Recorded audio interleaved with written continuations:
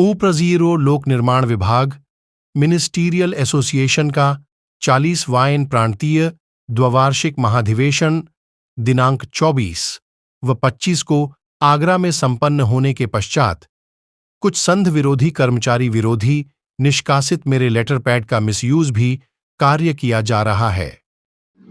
जैसा कि आपके संगठन से एसोसिएशन से निष्कासित कर्मचारियों द्वारा कल चुनाव कराया गया, इस पूरा प्रकरण की जानकारी क्या है? पूरा प्रकरण देखिए, पूरा प्रकरण ये है, आपको पता होगा कि हमारा 40वां प्रांतीय द्विवार्षिक महाधिवेशन दिनांक 24 और 25 अगस्त को आगरा में बड़े धूमधाम के साथ पूरे प्रदेश के कर्मचारियों के साथ संपन्न कराया जा चुका है।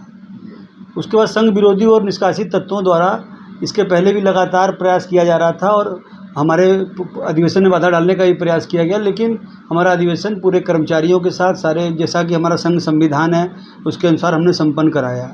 उसके बाद इन लोगों ने हमारे लेटर पैड को फर्जी छपवाकर स्वयं संयोजक बन गए। उसमें हमारे 2-3 लोग स्वयं संयोजक बन के, निष्कासित लोग, फर्जी लोग, इन लोगों ने एक विज्ञप्ति जारी करके उसमें दिनांक नहीं खोला।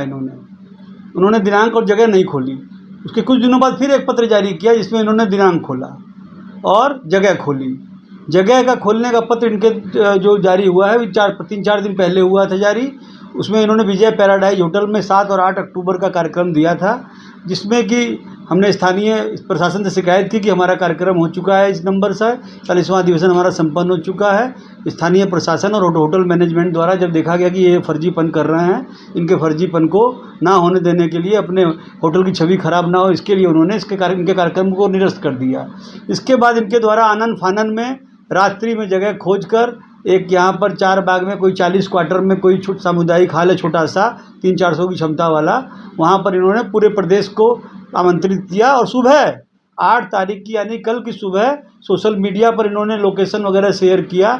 इसके बाद जब हम लोगों को पता चला तो हमने स्थानीय थाना आलमबाग में जाकर संपर्क किया थानाध्यक्ष महोदय से और उनको बताया, और उनके बताने के बाद जब वहाँ पर पुलिस फोर्स पहुंची है तो इन लोगों ने मात्र 2-3 घंटे के अंदर 100-150 लोग उपस्थित हो पाए।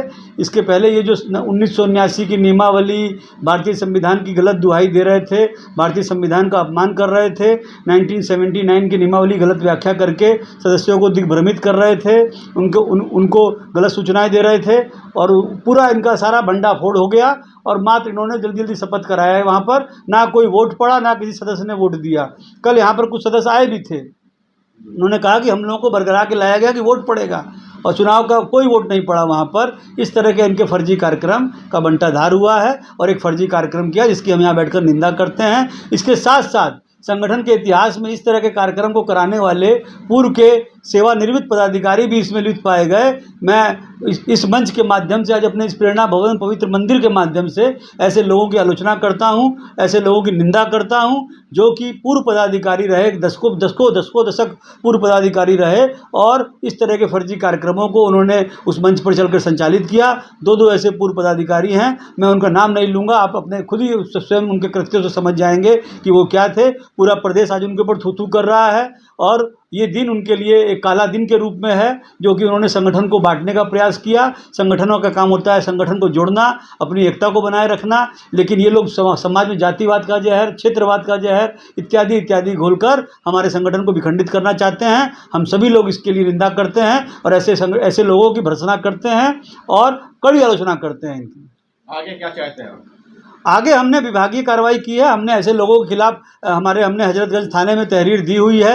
हमने अपनी रिपोर्ट दी है कि ऐसे लोगों ने जिन्होंने हमारा फर्जी पैड का उपयोग किया है, इनके खिलाफ 420 का मुकदमा किया जाए, क्योंकि ऐसे लोग फ्रॉड हैं, 420 हैं, और ऐसे लोग समाज में जहाँ भी कहीं भी रहेंगे, चाहे वो संगठन में रहें, चाहे समाज में रहें, चाहे अपने घर में रहें, इनका फ्रॉडपन का आदत जाएगा नहीं और इनको हम उचित सज़ा दिलवाएंगे, कानूनी सज़ा दिलवाएंगे। हमने अपने HOD के माध्यम से भी पत्राचार किया है, उनको भी अवगत कराया है ऐसे लोगों के बारे में।